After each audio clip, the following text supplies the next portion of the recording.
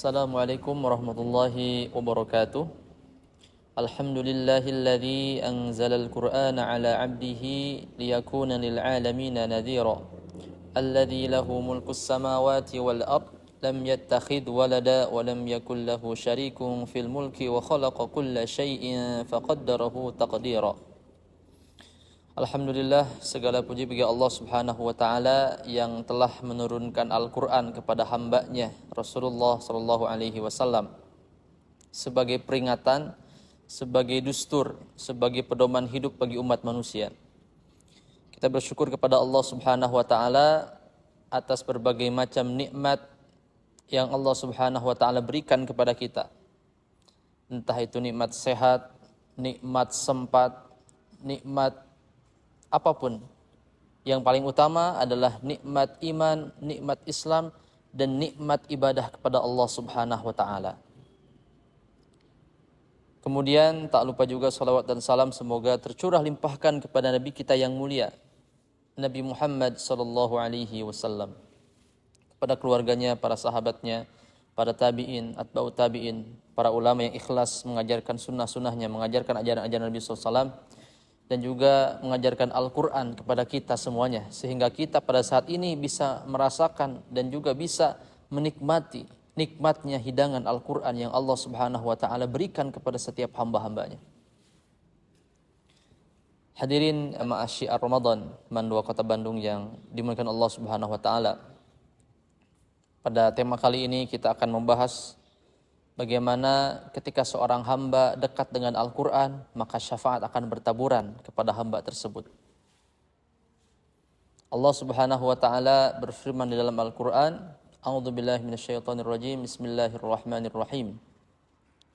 Inna nahnu nazzalna dzikra wa inna lahu lahafidhun.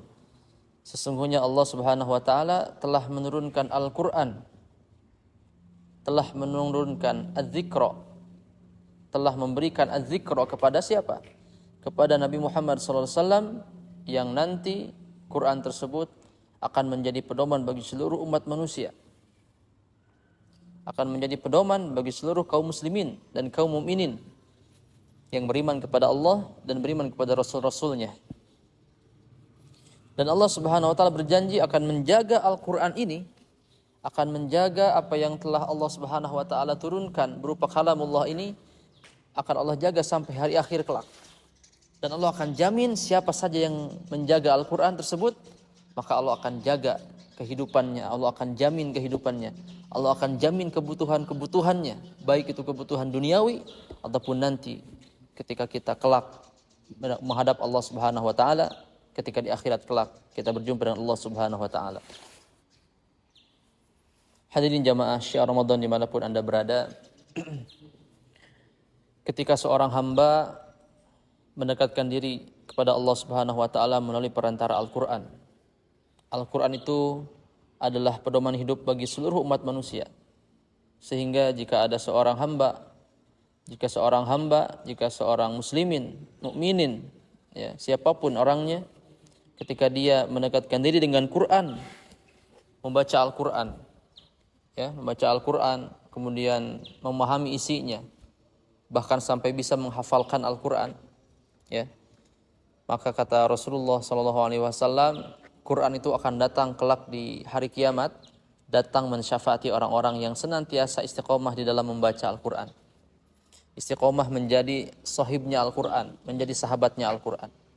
Jadi apa yang dikatakan oleh Allah Subhanahu wa ta'ala sangatlah betul. Bagaimana orang-orang yang berinteraksi dengan Quran tersebut seolah mereka mengharapkan perniagaan yang tidak pernah merugi. Jikalau kita mungkin sekarang lihat, ya, sebagai contoh, misalkan banyak di antara kalangan manusia, ya, yang mereka mungkin berbisnis, ya, dengan koleganya, dengan karib kerabatnya, dengan teman-temannya, dengan kawan-kawannya.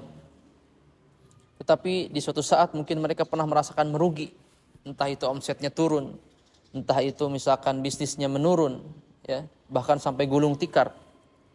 Tapi ketika kita berbisnis dengan Allah Subhanahu wa ta'ala, yaitu dengan Al-Quran yang Allah turunkan, maka seolah kata Allah Subhanahu wa ta'ala, yarjuna tijaratan lang tabur, mereka seolah mengharapkan perniagaan yang tidak pernah ada ruginya sedikit pun. Ya, Masya Allah, tabarakallah.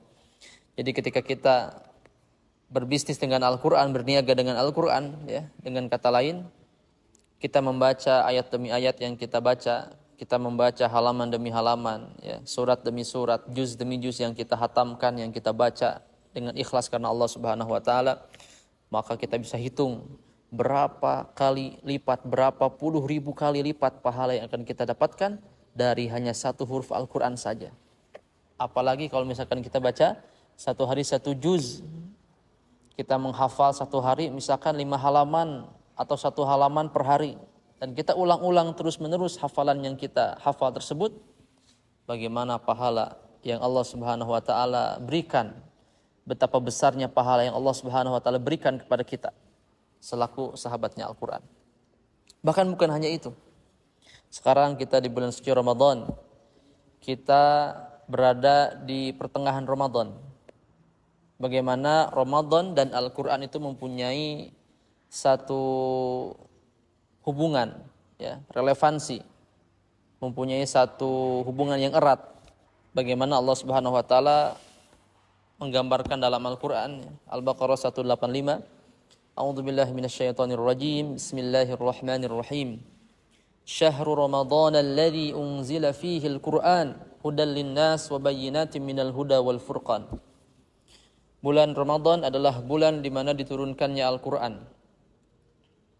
Al-Quran sebagai huda, petunjuk, dustur, pedoman hidup, wal furqan, dan pembeda dari hak dan batil, dari hak dan batil, dari perkara yang benar dan perkara yang tidak benar.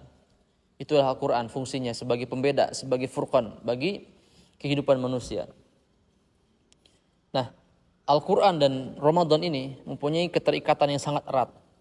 Bagaimana dalam hadis Nabi SAW dikatakan bahwa siam atau puasa dan Quran itu mempunyai hak untuk mensyafaati orang-orang yang senantiasa istiqomah di dalam mengamalkannya. Puasa akan mengatakan di yaumil qiyamah kelak, ya, as-siyamu wal Quran yashfa'ani lil 'abdi yaumal qiyamah.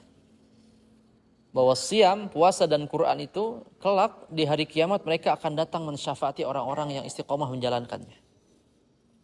Dan saum akan mengatakan, Ya Rabb, ya, mana'tuhu at-ta'am bin nahar. Ya Allah, dengan saum ini seorang hamba dia rela untuk menahan hawa nafsunya untuk tidak makan dan minum di siang hari. Maka izinkanlah ya Allah, dengan puasa ini aku mensyafaati orang yang berpuasa tersebut. Itu kata saum, kata puasa. Lalu Al-Quran akan mengatakan yang serupa juga. Quran akan mengatakan kepada Allah Subhanahu wa taala, Ya Rabb,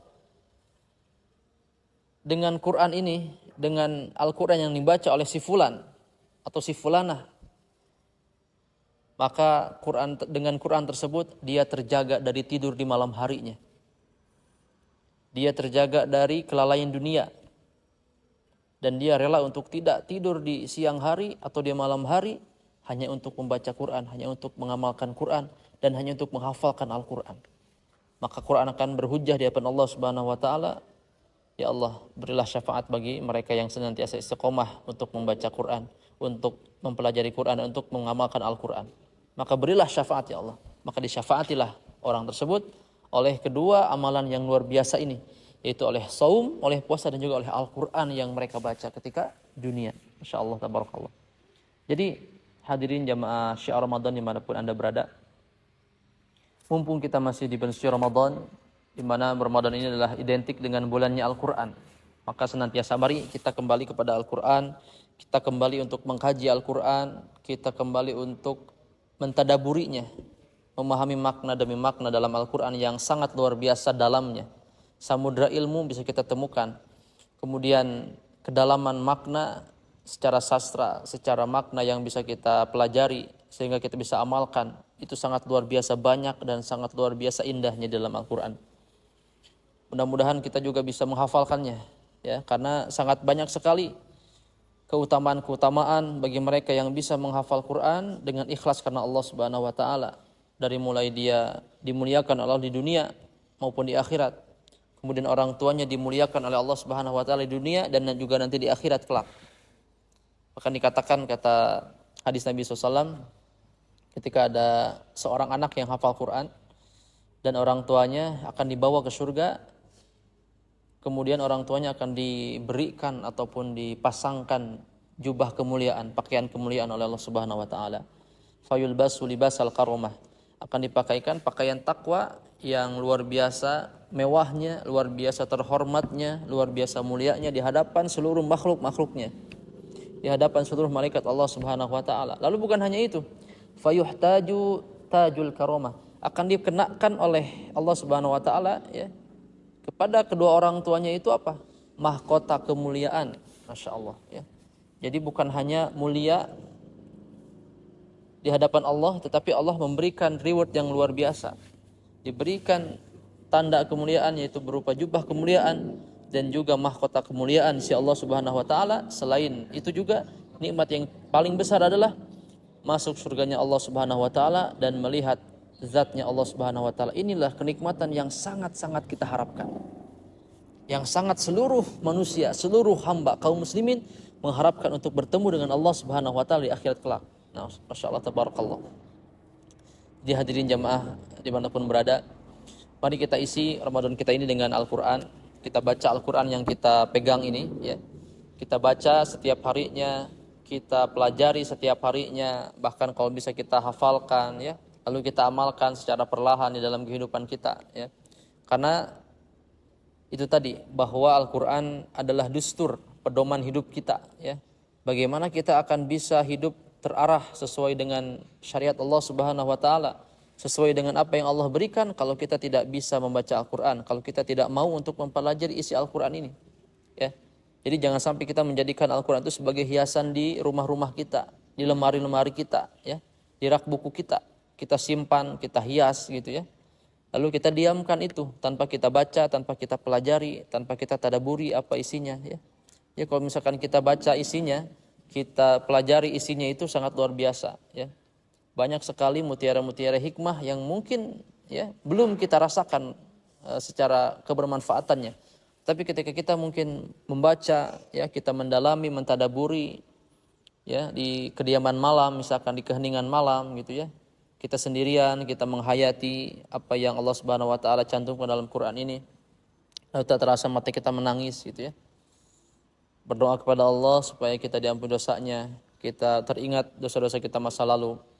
Lalu kita mengharapkan maghfirah Allah Subhanahu wa taala, ampunan Allah Subhanahu wa taala dan mengharapkan surganya Allah Subhanahu wa taala. Mudah-mudahan Al-Qur'an ini menjadi syafaat bagi kita semuanya, menjadi pedoman hidup yang bukan hanya sebatas slogan saja, tapi mudah-mudahan kita diberikan Allah Subhanahu wa taala keistiqomahan untuk senantiasa menjadi sahabat Quran, menjadi ahlinya Al-Quran. Karena Allah Subhanahu wa taala mempunyai keluarga di kalangan manusia. Kata Nabi SAW, Inna lillahi ahlina minan nas. Man hum ya Rasulullah? Hum ahlul Quran, hum ahlullah wa khasatuh. Sesungguhnya Allah mempunyai keluarga di kalangan manusia, kata Nabi SAW. Lalu sahabat bertanya, siapa ya Rasulullah keluarga Allah di kalangan manusia tersebut? Ya. Lalu Rasulullah SAW menjawab, mereka adalah ahlinya Quran. Mereka orang-orang yang senantiasa istiqomah dengan Al-Quran. Mereka adalah keluarganya Allah di kalangan manusia. Dan mereka adalah orang yang dikhususkan Allah Subhanahu wa taala kelak di surganya Allah Subhanahu wa taala. Itu saja jamaah sekalian ya, walaupun singkat, mudah-mudahan bisa menjadi ilmu yang bermanfaat bagi kita semuanya. Bisa menjadi renungan ya, reminder khususnya bagi saya pribadi dan umumnya bagi seluruh jamaah sekalian dimanapun Anda berada. Ila liqa ma'assalamah. Mohon maaf bila salah kata. Barakallahu fikum. Wassalamualaikum warahmatullahi wabarakatuh.